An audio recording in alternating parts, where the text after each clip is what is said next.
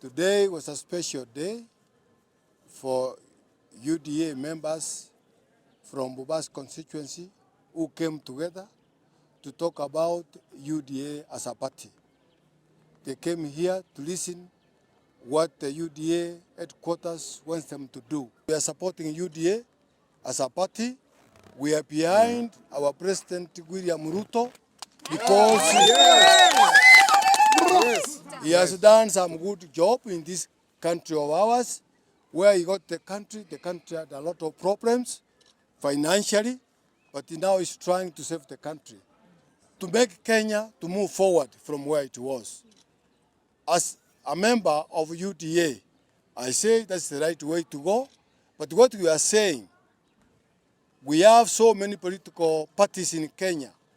Everybody is allowed to go and tell Kenyans what he wants to do, either individually or as a party or as a group. So here in Bobasi, we have no boundaries. Anybody can come and talk to our people. Because as the former deputy president, he should have a proper language to address the people. Yes. Those people whom he was talking against, they are leaders elected by the people of Kisii. Yes.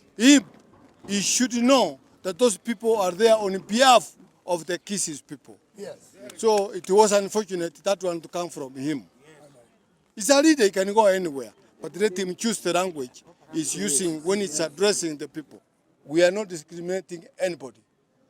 There is a multi-party in Kenya. Everybody is allowed to talk what they want on behalf of himself or his political party. Yes. Yes. As leaders of this country, we don't want to incite our people.